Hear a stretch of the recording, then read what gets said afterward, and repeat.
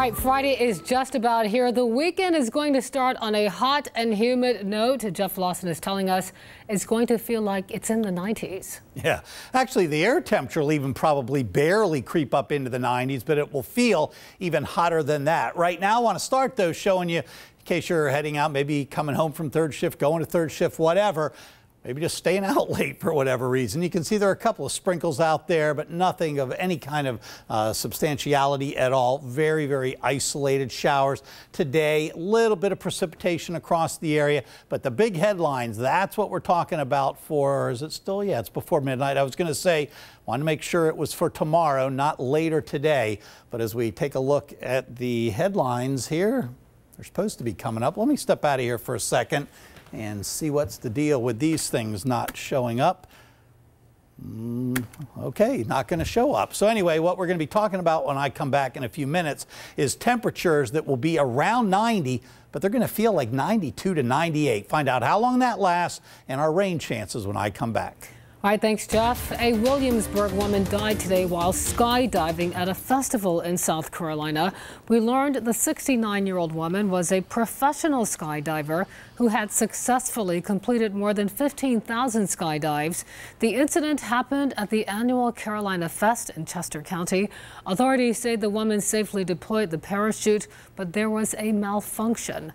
The woman's name was not released. Someone set fire to a popular cafe on the Outer Banks. It happened on Memorial Day, and Dare County officials say this was arson. They're looking for the person who set the fire. Reporter Megan Perrier talked to the owners of the Collington Cafe. They say they don't know who would want to destroy their business.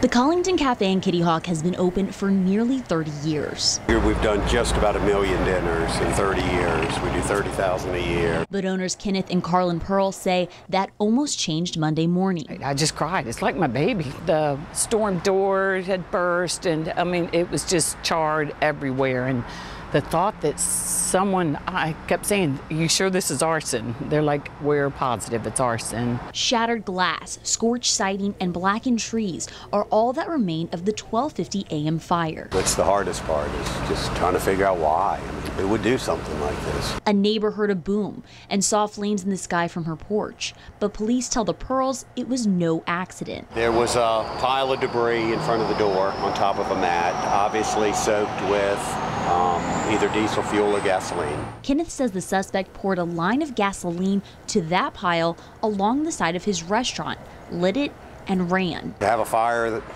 out here where there's nothing, and to find out it was set, and to find out that somebody tried to end it all, well. But the Pearls didn't let it end. Lights were on, menus were out, and guests were ready to eat. We were able to open that night, so I wanted to close, and he's like, "Nope, that person is not going to put us down. We have families to support here." So like I said, mentally I'm a little crushed, but I was proud. Owners say this destruction will be fixed in about 2 weeks. As of now, police still need your help looking for that arsonist. In Kill Devil Hills, Megan Perrier, 13 News Now.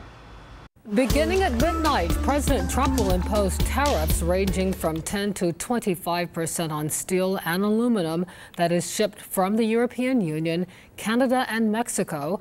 Canada's Prime Minister Justin Trudeau has already vowed retaliatory measures to this attack, and Mexico has promised it will retaliate with tariffs on U.S. goods, including pork, apples, and flat steel. Senators Mark Warner and Tim Kaine released a joint statement about the tariffs, saying the tariffs are threatening the livelihood of Virginia farmers and that it will be harder for them to export their products and that it will make products more expensive here at home. The senators urged the president to reverse course and give some peace of mind back to farmers and families. Well, there could be many industries affected by the tariffs here in Hampton Roads. Back in March, we talked to BMG Metals in Chesapeake. The manager at the steel and aluminum distributor says they had to raise their prices because of the tariffs, and distributors end up buying internationally at a higher cost. At least 25% of our customer base is someone that does work for Newport News Shipyard or someone else. It only gets passed on to them, and then who pays for ship repairs? The taxpayers. Tariffs could also affect local breweries. Owners of local brewing companies say their production costs will go up because of the steel and aluminum used to make cans, kegs, and fermentation containers. They tell us the cost of making beer will go up, which means beer drinkers could end up paying higher prices. Sears Holdings is closing dozens more of its Sears and Kmart stores. Today, the company announced 63 stores across the country will close in early September. None of them are in Hampton Roads. Sears has already closed more than 500 of its locations over the last year. This latest wave represents about 8% of its 900 remaining stores. There may be more closures to come.